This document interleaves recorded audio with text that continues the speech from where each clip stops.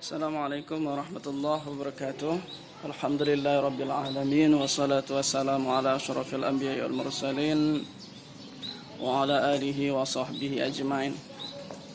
Alhamdulillah, bersyukur kepada Allah Subhanahu wa taala yang mana pada kesempatan kali ini kita masih diberikan oleh Allah Subhanahu wa taala begitu banyak rahmat dan begitu banyak nikmat yang Allah berikan kepada kita, yaitu nikmat kesehatan, kesempatan, dan kelapangan waktu kepada kita semuanya, sehingga kita masih bisa menghirup udara dengan bebas, udara yang telah diberikan oleh Allah Subhanahu wa taala kepada kita semuanya.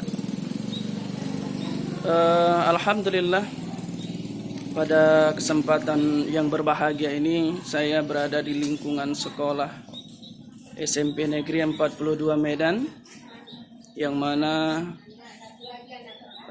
sekolah ini begitu asri terasa dengan banyaknya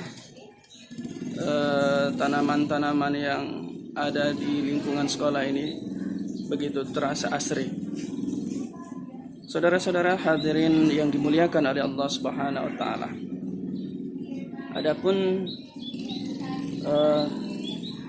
tema pada kesempatan pagi ini adalah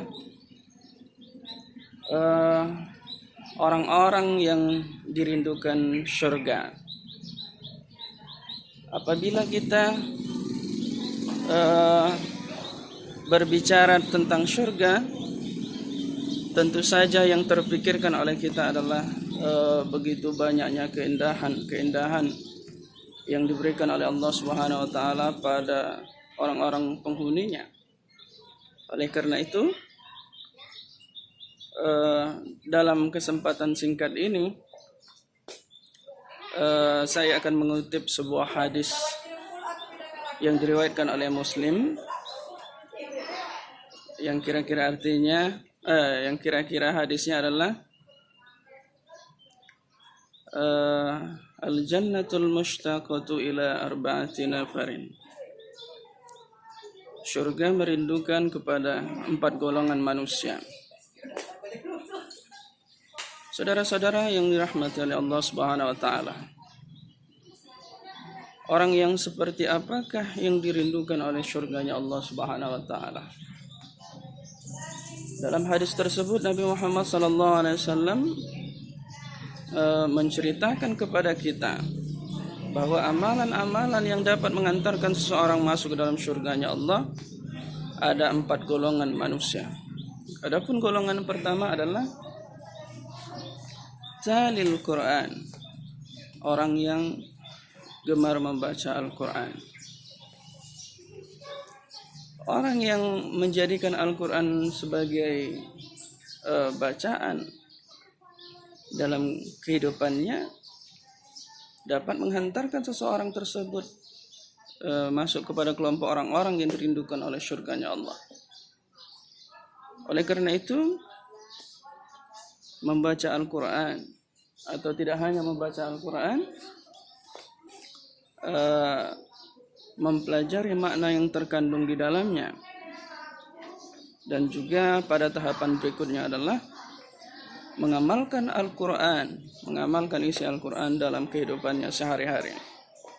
Itulah poin pertama, orang-orang yang dirindukan oleh surganya Allah Subhanahu wa taala. Kemudian poin kedua adalah orang-orang yang mendapat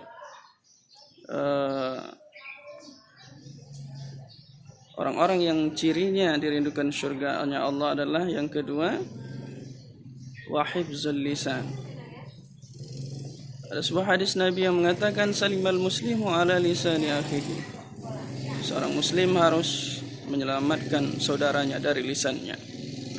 Oleh karena itu, kelompok kedua ini adalah orang-orang yang menjadikan lisan atau ucapannya itu adalah ucapan-ucapan yang penuh dengan hikmah, penuh rahmah, kasih sayang terhadap sesamanya.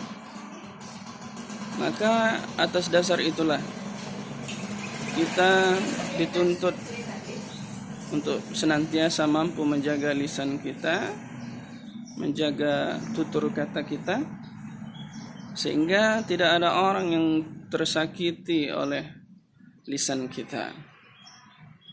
Maka oleh karena itu, poin kedua ini adalah poin yang dianggap sangat penting, karena tentu saja banyak kita dengar di media massa atau media cetak tentunya. Karena seseorang tersinggung dengan ucapan, maka orang akan melakukan hal-hal yang di luar dari akal sehatnya. Maka oleh karena itu Islam sangat mementingkan atau sangat memperhatikan masalah lisan. Kemudian yang ketiga,